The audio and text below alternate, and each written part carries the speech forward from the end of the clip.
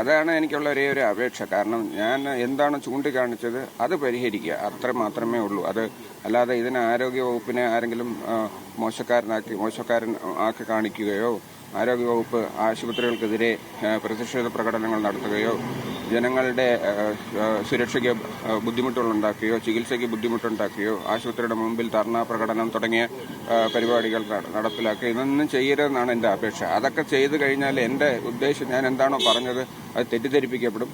അത് പിന്നീട് അത് വലിയ ബുദ്ധിമുട്ടുണ്ടാക്കും. മാർഗം ഒരുപാട് മാർഗങ്ങളിൽ സാധീകരിച്ചിട്ടാണല്ലോ അവസാനം ഈ പലരും ആത്മഹത്യ ചെയ്യുന്ന എന്തിനാണ്? അത് പല മാർഗങ്ങൾ അവർ ജീവിതത്തിൽ മുമ്പോട്ട് പോകാൻ നോക്കി എല്ലാം പരാജയപ്പെടുമ്പോഴാണല്ലോ അവർ ആത്മഹത്യ ചെയ്യുന്നത്. അപ്പോൾ അത് നമ്മൾ ചോദിക്കും ആത്മഹത്യ ഒരു പരിഹാരമാണോ എന്ന് ചോദിക്കുമ്പോൾ ഒരു ഡോക്ടർ എന്നുള്ള നിലയ്ക്ക് ചിലപ്പോൾ ഞാൻ പറയും അത് അയാളുടെ അവസാനത്തെ മാർഗമാണ്. അത് വേറെ മാർഗം ഇല്ലാതാകുമ്പോഴാണല്ലോ, മാർഗം മുമ്പിലൊന്നും വഴിയെ കൊട്ടിയടയ്ക്കുമ്പോഴാണല്ലോ ഒരാൾ ആത്മഹത്യ ചെയ്യുന്നത്. അന്ന് പറഞ്ഞതുപോലെ എൻ്റെ ഈ പ്രൊഫഷണൽ സൂയിസൈഡ് എന്ന് വേണമെങ്കിൽ പറയാം. അത് ഇതിന്റെ എല്ലാ മാർഗങ്ങളും കൊട്ടിയടക്കപ്പെട്ടു, എല്ലാ രീതികളിലും പരാജയപ്പെട്ടു കഴിഞ്ഞപ്പോഴാണ് ഞാനത് അതിലേക്ക് പോയത്. അതിന് ശിക്ഷാ നടപടികൾ വരും എന്നെനിക്ക് തീർച്ചയായിട്ടും ഉറപ്പുമുണ്ട്. ഡോക്ടർമാർ സമ്മർദ്ദമുണ്ടോ ഈ പറയുന്ന പ്രതികരണത്തിനെടുക്കാൻ പോകരുത് എന്നുള്ള എന്തെങ്കിലും സമ്മർദ്ദം? ഒരിക്കലും ഇല്ല. ഇതുപോലെ ഇത്രയും എനിക്ക് തോന്നുന്നത് ഞാൻ പ്രതീക്ഷിച്ചിരുന്നത്, ഞാൻ ഈ അഭിപ്രായങ്ങൾ പറയുമ്പോൾ എങ്കിലും കുറച്ചുപേരെങ്കിലും എതിർക്കും എന്നുള്ളതാണ്. അത് ഒരാൾ പോലും എതിർക്കുന്നില്ല എന്നുള്ളതാണ് ഇതിന്റെ ഏറ്റവും സമാധാനകരമായ കാര്യം.